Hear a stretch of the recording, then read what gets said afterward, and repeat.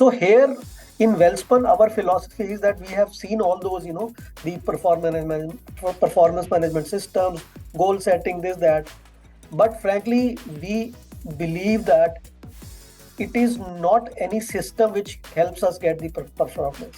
It is basically your ability to provide an environment to your people which will help them give their best. Yeah, there's quite a distinction in terms of the expectations that employees have across generations. How are you looking at these different personas, and how are you really balancing your investments to shape the experience and contextualize it to an individual? So it is not that only the elders need to learn how to deal with the generations down, but the generation down also need to learn to live with it is give and take. It is not one way. Human body is like a machine which can fly. It is up to us to use it like a scooter. So I can keep walking and not fly, but that is my choice. So but once you realize that this machine can fly, so stop driving on the roads. If you had to pick up a few success metrics that say that, okay, I've transformed and this is the success of my HR transformation, what are some of those metrics that you would pick? Hello and welcome to this brand new episode of our special interview series, HR Revolutions Perspectives 2023 Experts Take, presented by People Matters in association with Darwinbox. I'm your host, Pallavi. Through this exclusive series, we will delve into conversations with top CHROs and thinking minds from the people and work landscape across Asia. The series builds on insights from the HR Revolution Perspectives 2023 Empower and Evolve Research Study, which is one of the largest workplace transformation studies in Asia. In today's episode, we have with us Rajesh Jain, CHRO Welspun Enterprises Ltd, a business leader turned HR leader with extensive and diverse experience in developing and executing business strategies through aligned and robust HR strategies. Rajesh is passionate about driving business priorities and leading large-scale transformation changes by enabling them through simple and effective HR strategy. Rajesh is also an avid reader, runner, and a confident public speaker. To navigate this conversation today, we are joined by Uma Natarajan, Senior Director, Product Management, Darwinbox. Uma has worked in several areas of HR across various industries. Her range of experience includes organizations from multiple sectors such as IT, automotive, power, EPC, insurance, healthcare, and much more. But Uma has supported both private as well as public sector clients. Her areas of specialty include HR process transformation, organization restructuring, HR restructuring, and performance management. Thank you so much, Rajesh and Uma, for taking the time to be part of this series and agreeing to share your learnings with us. Thanks, Pallavi. Thank you, Pallavi. And with this, I will now hand over the mic to Uma. Thank you. Thank you so much, Pallavi. Thank you for this. All right. Hi, Rajesh, and thank you. It is really nice, and it is very, very nice to have this opportunity to speak with you and understand, how these perspectives really translate into reality and to learn from esteemed practitioners such as you. So I really look forward to this conversation and this opportunity. So upfront, thank you for that. Yeah. So good evening to you too, Uma. And pleasure is all mine. I think I'm happy to come on this platform and talk to you. Thank you. All right, Rajesh. So I'll just set a bit of context in terms of the study that was conducted by Darwinbox in partnership with People Matters. So this is one of the largest studies in Asia, which covers organizations specific to this region, right? India, Southeast Asia, MENA. And it covers about 1,200 organizations and 1,500 employees and about 350 CXOs. So the study that we have conducted essentially condenses the insights that we have gathered from across this diversity of respondents, and that's what we present back to all practitioners such as you and a much larger audience. So to get started, right, and one of the first things that was reconfirmed, as we did our study, that Asia is set to forge a completely new path, right? Organizations in Asia are forging a completely new path for themselves, and organizations in Asia will continue to see a rapid growth across all parameters in the next 2 to 3 years. While we see very positive sentiment around profitability, revenue, organic expansion, and inorganic expansion.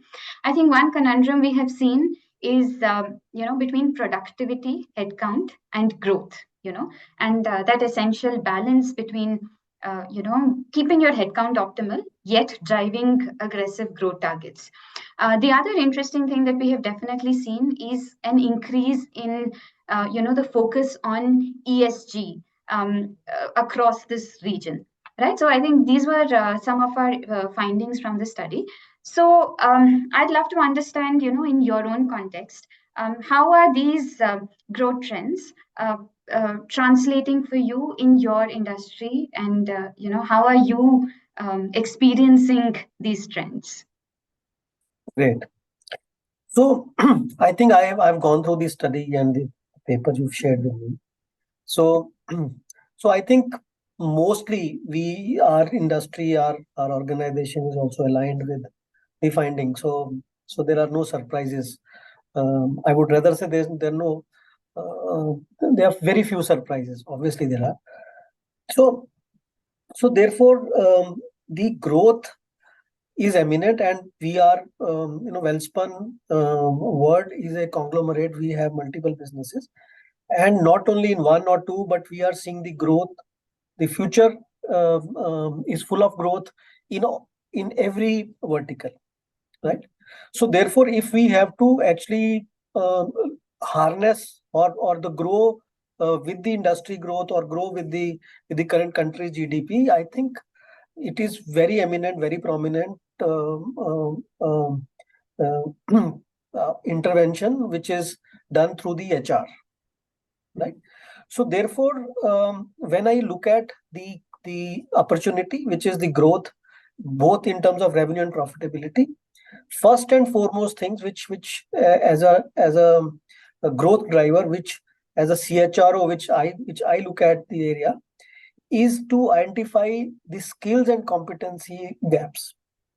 Because we all know that even if we are into the same business, which we have been doing for many years, but the future growth harness will only happen when we are able to change our way of working, our skills, our competencies, so that new learnings have to happen, which is the most challenging task, or the growth driver for any organization, which is done through a CHR. So for example, which are our, if I have to talk about the Welspun group, what are our growth engines? So we are getting into few new verticals, which we are also getting into new products. We are also acquiring few companies which will help us propel the growth. So then we have got into some new execution models. We are adding new clients. So therefore, looking at all these things, it is prominent for us to identify what new competencies, skills, or other stuff which are required, and how do we basically fill the gap, right? So identification and how do we fill, obviously filling the gap happens by either buying or building. So we are all geared up for that. So there are I will not get into the details of how we are handling the talent acquisition and how the talent development. We will have, maybe during the conversation we'll speak about that. Second growth driver is that, having done all that, we need to also ensure that we are able to do the right kind of performance management. Because the productivity, as you were mentioning, productivity or the performance of the organization will only happen when the HR does something right on the performance management, right? So here in Welspun, our philosophy is that we have seen all those, the performance management systems, goal setting, this, that. But frankly, we believe that it is not any system which helps us get the performance. It is basically your ability to provide an environment to your people, which will help them give their best. So it is all about the culture, the motivators, or the flexibility which we offer. So we are currently into providing the psychological safety to people, even the DEI initiatives. That is also something which will help us harness on the performance of the people. And finally, the third point is the adoption of technology. So enough is said about adoption of technology, so I won't bore you on that. So basically, placing the right kind of sensors, collecting the data, analytics, automation of processes, and AI. So these are 5 engines which Welspun is working on in terms of technology adoption. That's really interesting, and it also definitely aligns with some of the findings that we've had, Correct. especially picking on one of these topics that you really picked up. Provide an environment to people, right? Correct. And Correct. one of the key insights that also came is traditionally HR has been very focused on aligning with business, and has focused on uh, improving its efficiency, improving processes, driving the typical cost, quality, service delivery metrics, right? Efficiency and effectiveness. But I think what really got strengthened for us through this report is just the equal focus on employee experience, and Absolutely. ensuring that employees are kept at the center of decisions, because when you are able to take employees and you are able to shape the perception, and you're able to strengthen their belief system, they Correct. become the ambassadors for change, and they help you Correct. navigate through all these complexities. So Rajesh, would love to understand your perspective, and how you are unpacking concepts like experience and culture, and how you are bringing that into reality, given the conglomerate and given just the diversity of your businesses, right? How do you balance between a unique promise, which is non-negotiable, and yet keep in mind the diversity of personas that you tackle in your organization? I think that's been my favorite subject. All these years I have realized that the and if you look at the Maslow's hierarchy of needs, I think most of the organizations are now in the top layers, few of the top layers already. So if I have to give a good experience to our employees, so it is no more the hygiene stuff which we need to talk about. They are all given. So basically, as Welspun, what our belief is, it is all about. I will use the word communication, but this communication has a deeper meaning when I say communication in Welspun. So what we mean by communication is that any employee who has joined us or who works with us, I want to communicate, whether it is said or unsaid, written or verbal or even non-verbal, the way we treat our people in order to touch them from inside. It is not about giving something physical, कि उसको कुर्सी अच्छी दे दिया, वो तो hygiene है. So how are we able to touch the souls? So I'm using very spiritual language, but this is the intent of how we actually create that kind of environment. So through that, we want to make the people feel how they are made accountable for the journey of the organization. So that is the base connect which we try to create between an employee and our organization. So जिसको बोलते हैं ना purpose के साथ जोड़ना. So that happens in a very, very spiritual process, if I have to mention that. So at times the metaphor is, if you have seen that movie Avatar.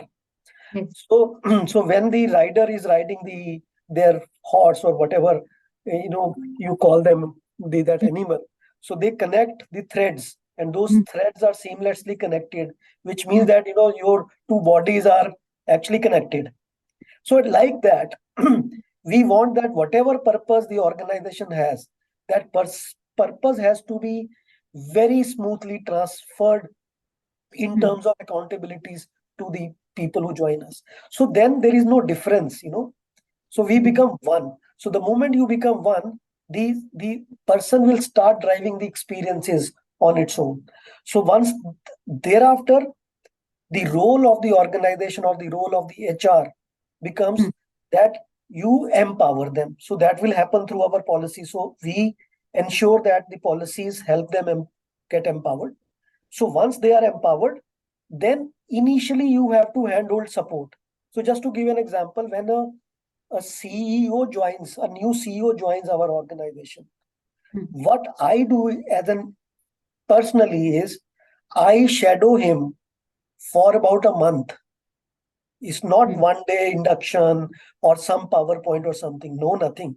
So what I will do is I will be with him as a true buddy, day in, day out. Wherever he goes, I will be with him. I will tell him how to get assimilated in this culture. When somebody is saying X, what does it mean? So all such things, all the cultural aspects, everything I will handhold for minimum a month, and after that I am friend forever. So that is how we are. I call it in a simple language communication, but this is how we assimilate our people into the organization, and that is where we provide experiences. That sounds incredible. Yeah. And in terms of agility, I think you asked me about the agility also. So that is basically,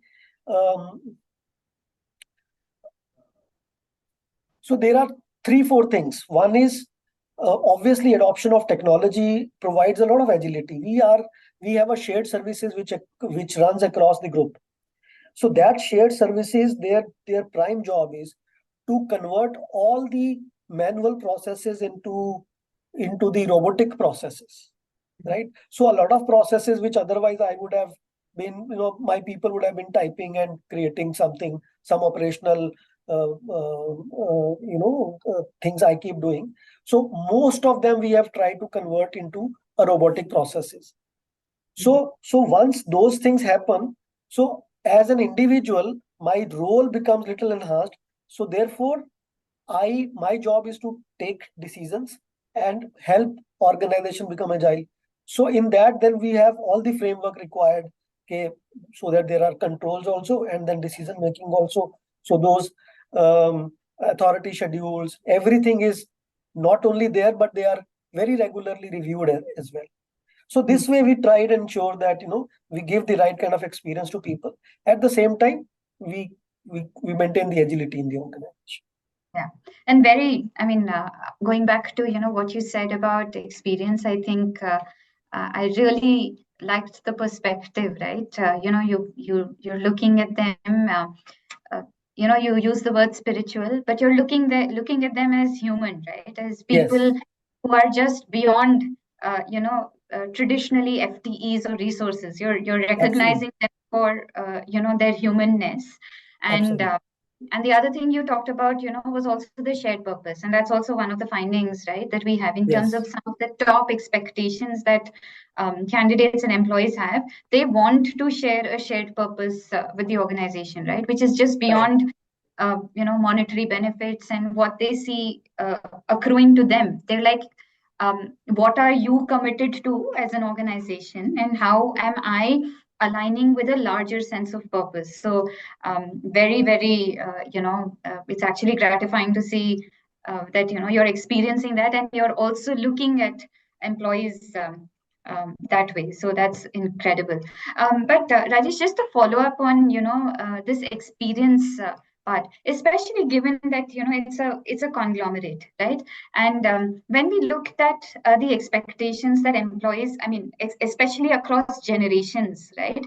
Boomers, Gen Z, Gen X, millennials. I mean, we definitely saw that some places the top attributes, I think there's convergence, but as you go deeper and as you start peeling the layers of onions, we actually see that there's quite a distinction in terms of the expectations that employees have across generations. Of course, or different organizations can look at it, can take different persona cuts.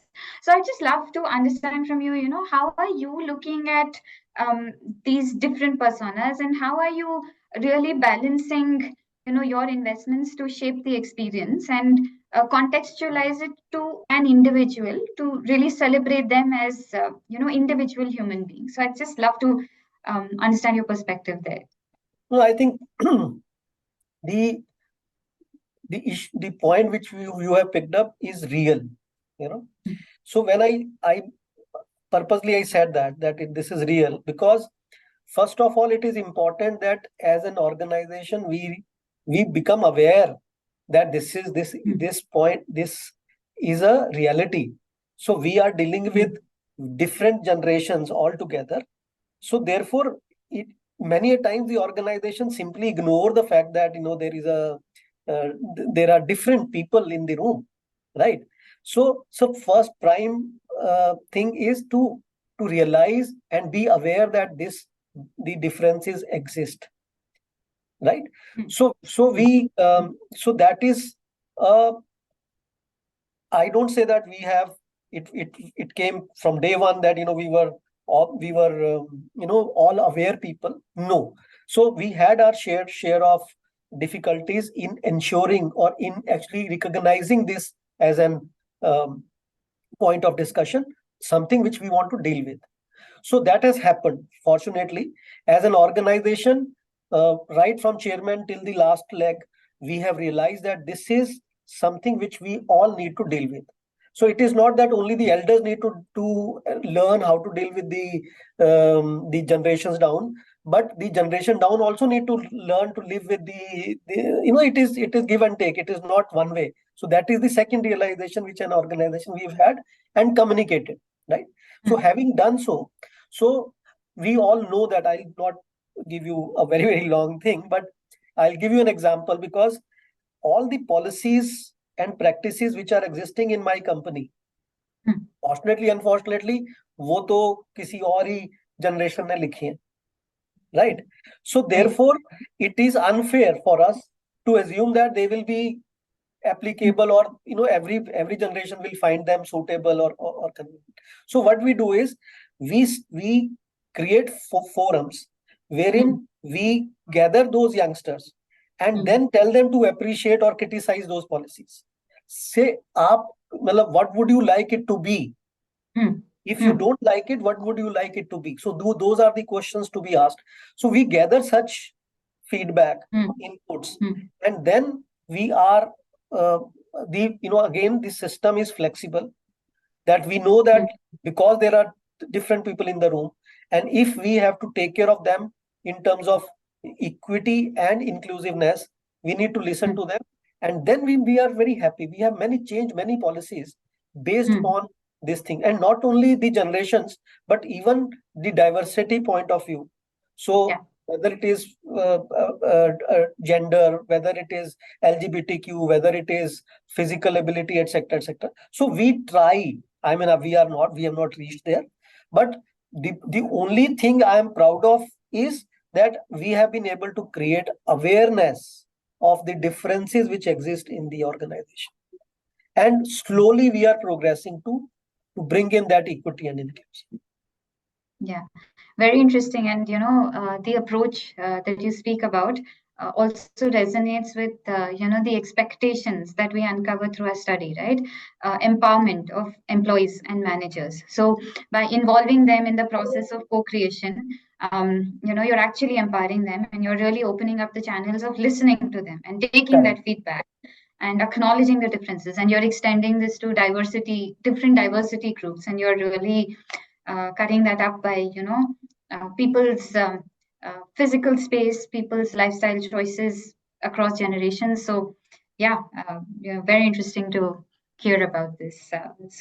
And Rajesh also, right, now as we take this and this recognition of different personas, and now we take it to agility, right? Like when we are talking about, and you spoke about shared services, right? Where you're looking at all of the manual interventions and you're trying to see, if you could automate them, and if you could, actually give time back to HR to do more value-added activities. So could you just unpack that a little more for us, right? Like, what's your vision around these processes, and how are you looking at automating some of these components, and what becomes your areas of focus as you focus on this aspect of agility?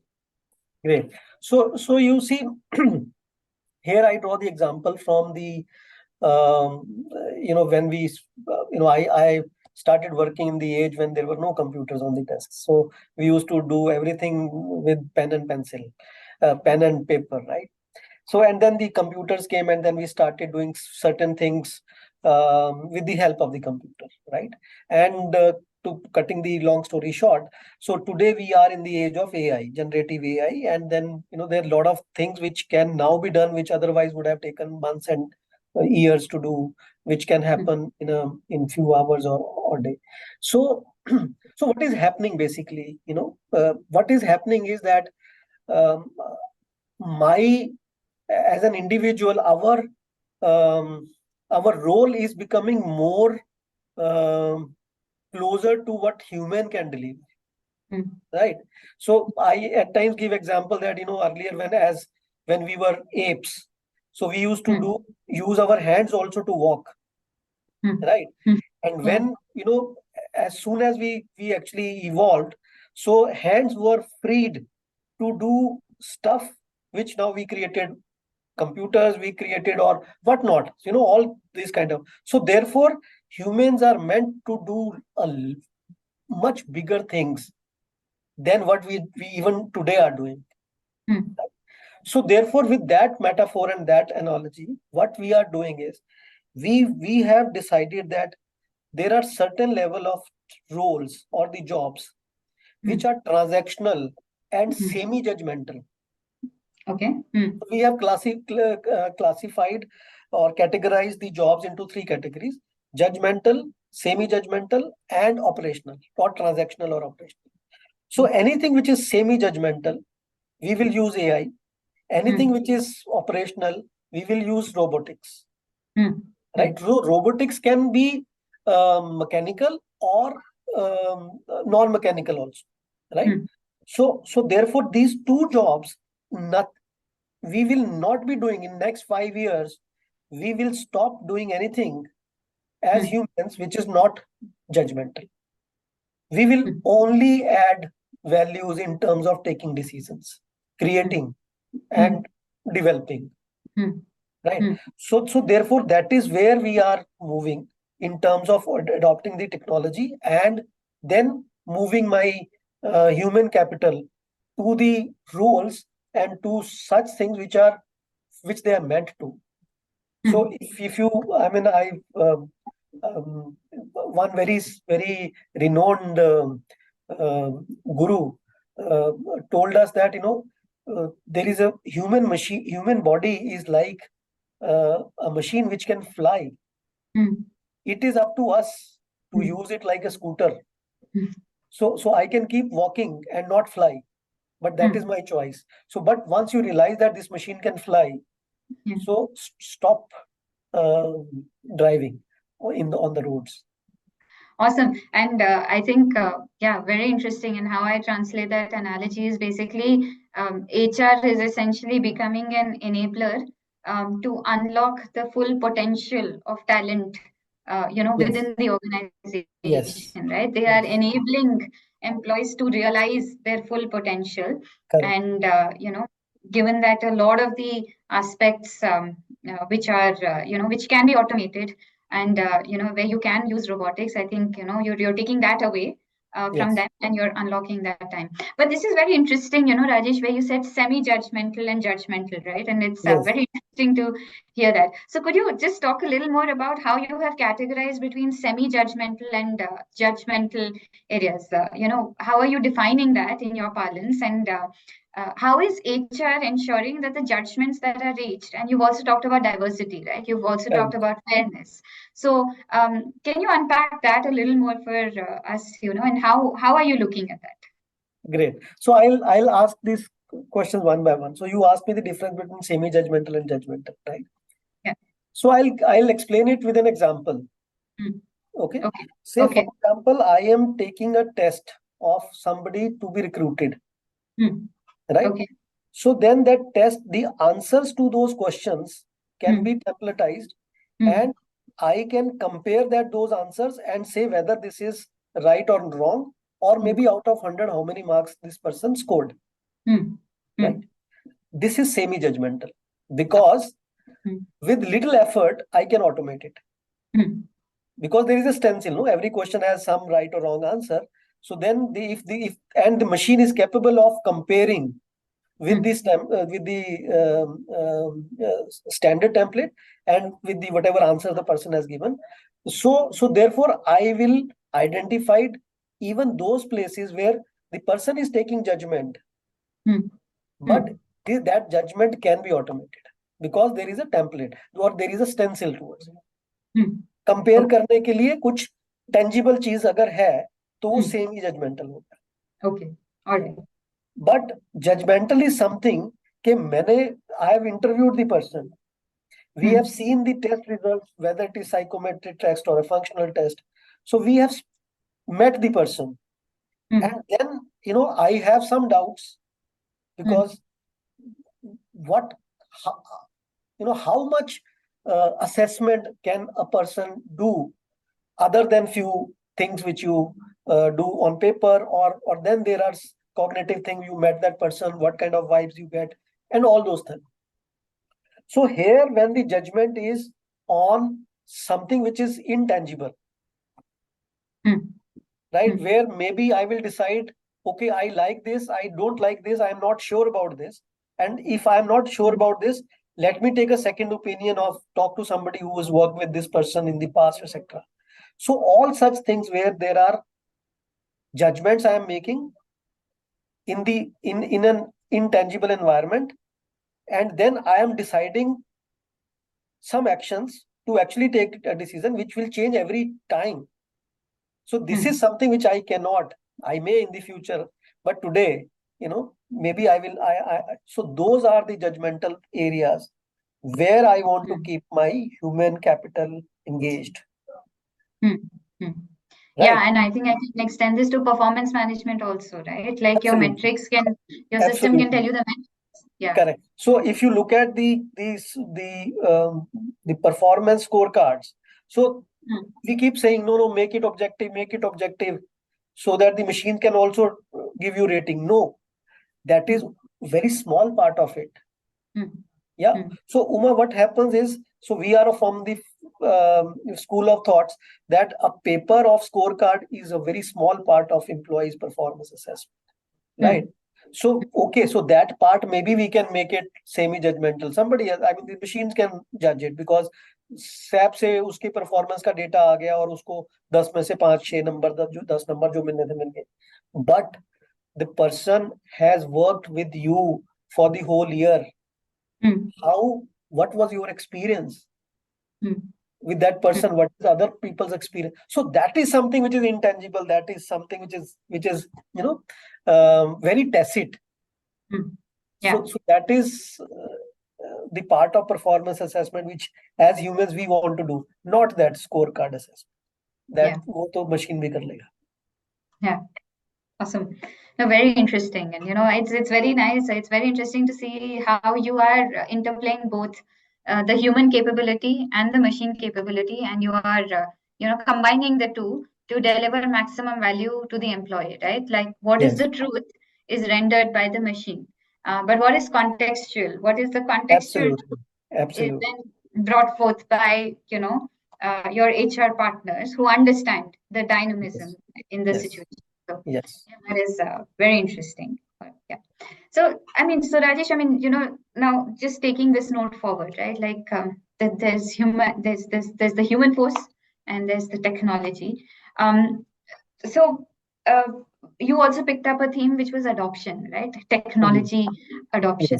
So can you just speak a little more about in such a context, and when you're balancing both humanity with technology, what's your outlook on adoption, right? And how are you driving this adoption, and what is the value then you are communicating to employees around technology and adopting that, and yet saying that there is an additional enabling role that HR will play, and how are you communicating that full value proposition of HR to employees in your organization? Good. So this is, I had listed it as one of the challenge, of adopting technology. Yeah. So which certainly is. So I don't think, anybody has found or anybody has cracked this puzzle or found a good answer to this.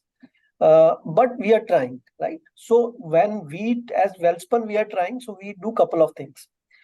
First of all, we don't communicate, we demonstrate. Okay. Right. So as and when we convert the non-judgmental and semi-judgmental parts, we give it to the shared services or create a the process robot for that. We do not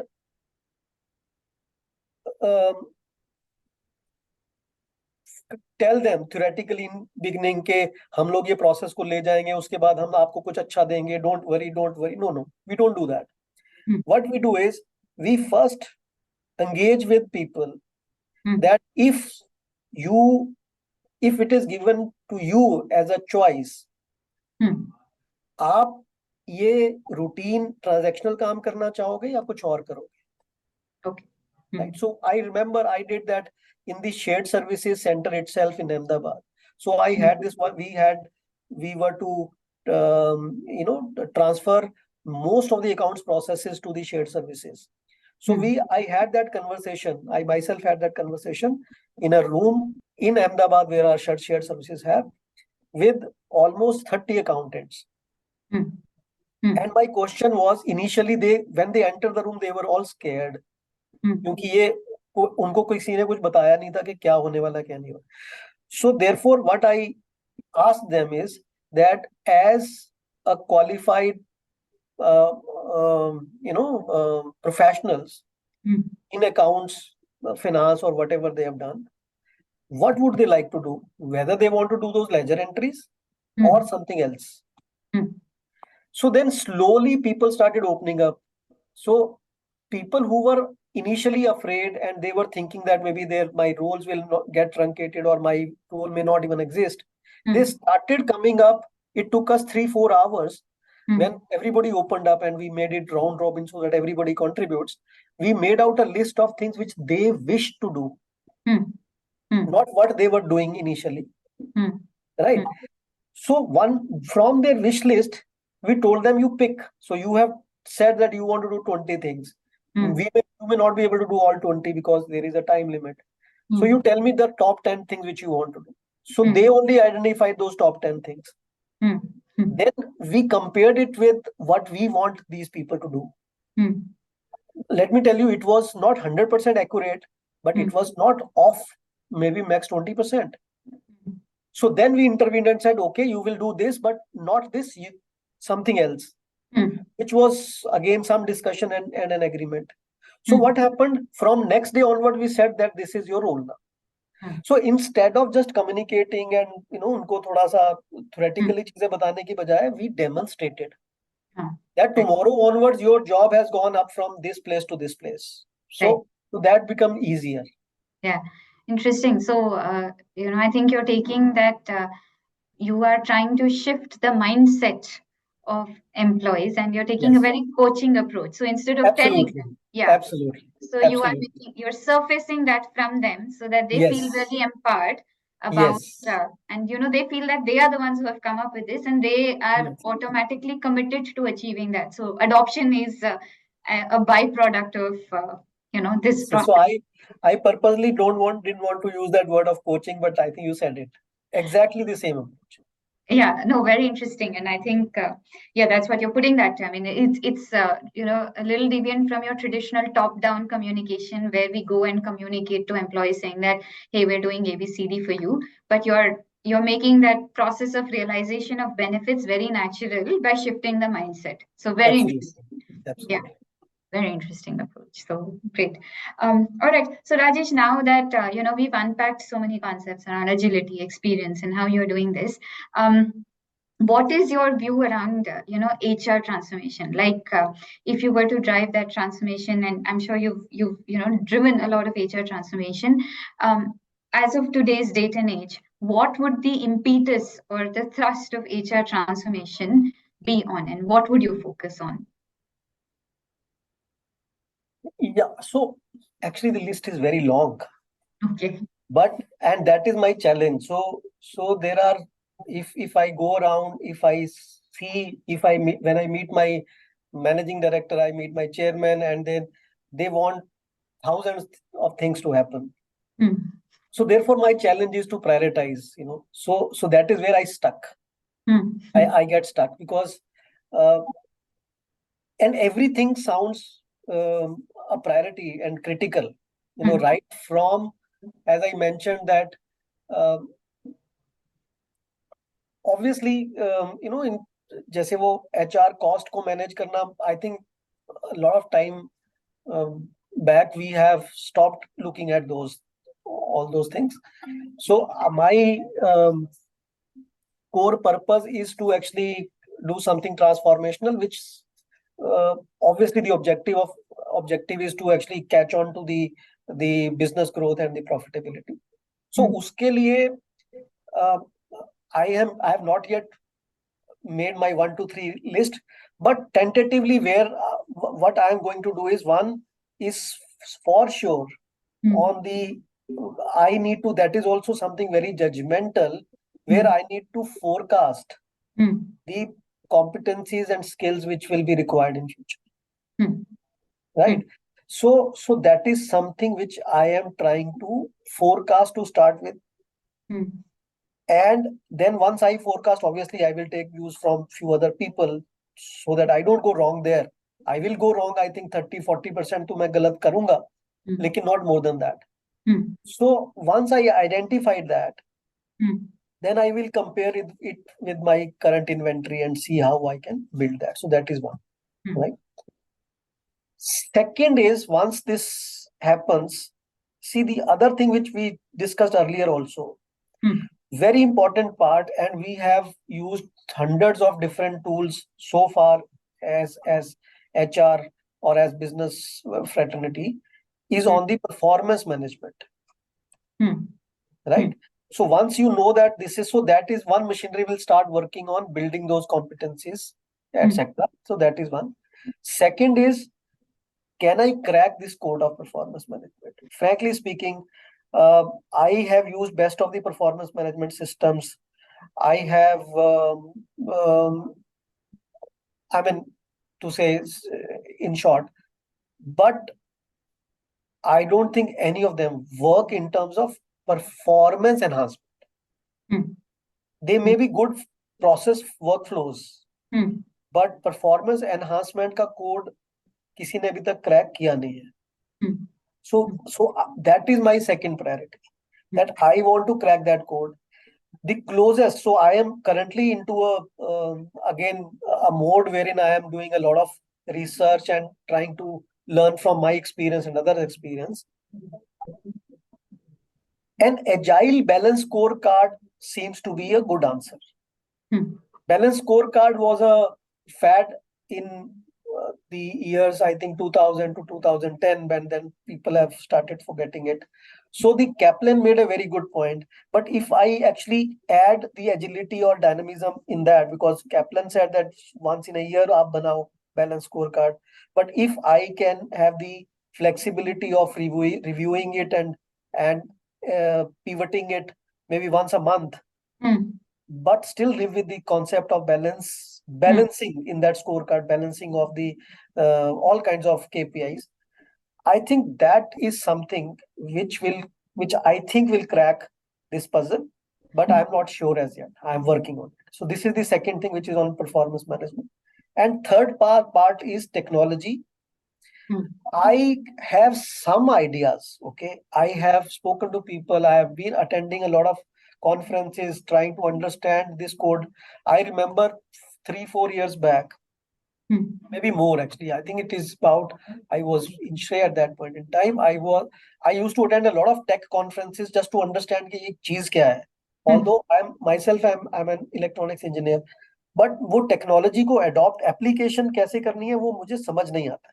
Okay. So I tried to understand. So at like a novice, like a kid, I remember there was somebody from Microsoft Soft on the dais. And like a kid, I picked up the mic and asked a question that you keep talking about big data, big data.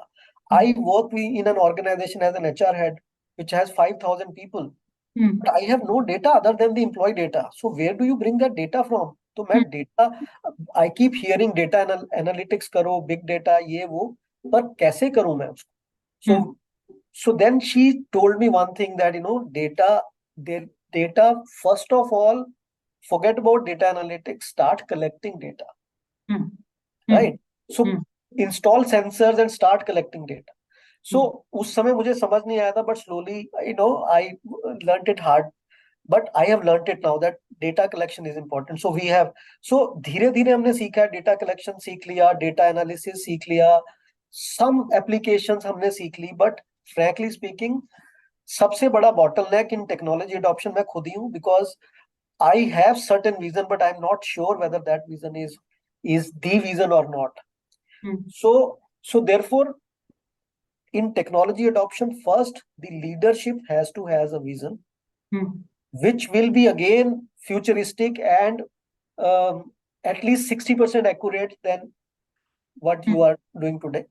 So maybe whatever I have, if let's say I'll go by that, so that vision is there, and from that vision, then second thing is today what I want. So everything will not happen because I may seek moon, but चांद पे जाने से पहले मुझे शायद अर्थ के orbit में ही चक्कर लगाने पड़ेंगे. तो वो क्या चीज है? So what is that journey to actually land at moon? That journey I need to plot. So I am in a process of doing that. Yeah. Then once we know that, thereafter I need to know who will help me in that. Because आप देखो, मैंने मतलब in the last about 2 months, and I wanted to explore options of deploying AI in my hiring, AI in my compensation benefit and stuff like that. I came across at least 20 vendors.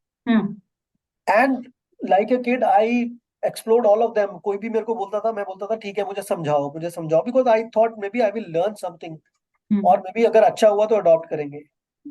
But frankly speaking, I have not been able to decide, maybe because of my ignorance, or maybe because I didn't find the right person. So मेरे को partner कौन है? That is the third step which I want to take. Right? Yeah. So I know it's being very longish, but identifying that partner and then taking it forward. So change management आगे आएगा. So I am not getting into those things because those are obviously defined earlier. So this is my view on the HR transformation. That these few things which we have to do. Yeah. No, and very, actually from what you have uncovered, just playing back one of the insights that we also got from our study, right? So there are both foundational expectations from technology, and there are innovation expectations, right? And that's a full journey. And organizations are, focusing on, and basically what the insight also says that people are, before going into that whole innovation, there are certain foundational aspects that we need to get right, and organizations still are a little distant from that also. Absolutely. Yeah, so it is about, and I really loved one of the points that you said, right? That vision of adoption. It is not about chasing that shiny object, but it is about knowing where you are and saying that, hey, how do I define success for adoption, right? Absolutely. If my focus is data and data collection, can I go back and listen and capture listening moments really well, right? And then stream in the data and then ensure that people have adopted and they are empowered. So there is self-service, right? Once I've got some of my basics right and I'm very comfortable, then I have set my foundation or my bar to, explore more innovative concepts altogether and layer that over my fundamental digital foundations, which are absolutely set. So yeah, thank you. I mean, I think that's very, it does resonate with our findings also. So Yeah. Thank you. And I know we have just about 5 minutes left. So just one last question, right? So you've talked a lot about, the different things you're doing and, how you are looking at transformation and the different approaches that you would want to take as you drive transformation. Just the last thing, if you had to pick up a few success metrics that say that, okay, I've transformed and this is the success of my HR transformation, what are some of those metrics that you would pick? Good question. So I think I will. The first one is not very numeric, but what I will measure is if the people, if you ask the question to the people, the quality of work which they were doing earlier and what they are doing today. So what is the difference in terms of the level of work? So when I said quality, it is the level of work, whether they are still doing something which is very transactional, or there are stuff which they are doing now which is not so transactional, which is challenging them, cognitively. So that is one thing. Second is obviously, which can be the first also, whether it has resulted into any kind of productivity improvement or not. So which you can say the profitability or the per unit profitability, or the marginal, no, that's a wrong word, but basically my efficiencies have the increase or not, right? So efficiency may become the first one, because everything which we do, it ultimately supposed to increase the efficiency. So efficiency is numeric also. So that is first. And second is the people experience, whether they are happy doing the kind of higher level of work or not. And I think these are two things which is balanced, some financial and non-financial both. Yeah. No, and actually good. Like, I think what is also interesting, and I think again tying it back to our insights, it's not just the what, but the how also that is taking precedence in all of the measurement systems, right? Because once you start keeping employees at the center, it's not just about what you get them to do, but how they feel about Absolutely doing the same, right? So the elements of balance resonate, in what you measure and how often you measure. So yeah, I think it reinforces some of the things that we have been hearing from our larger audience also. So um, thank you so much, Rajesh. It has been a very, very interesting discussion, and it has been really interesting to understand your perspective in terms of how you are unpacking transformation journey with a very balanced approach of people and business outcomes. So thank you so much for these insights and for your time. Thank you so much, Uma. Thank you. Thank you so much, Rajesh and Uma, for sharing all those insights and learnings with us during this special conversation that we had as part of our expert series. And for everyone who's watching this interview, thank you so much for tuning in. And if you've not yet got your copy of the HR Evolution Perspectives 2023 Empower and Evolve edition of the study, then we request you to click on the link provided below this interview to download the copy now. For more details on how to automate day-to-day HR processes, steps to simplify human interactions, and getting actionable insights to build better workplaces, you can also visit www.darwintalks.com. That's all in today's episode. Stay tuned for the HR Evolution Perspectives 2023 Experts Take, which brings you another insightful discussion where we break down the important talent trends across India and APAC and deliberate solutions with the top talent leaders in the region. Thank you once again, and have a good day, everyone.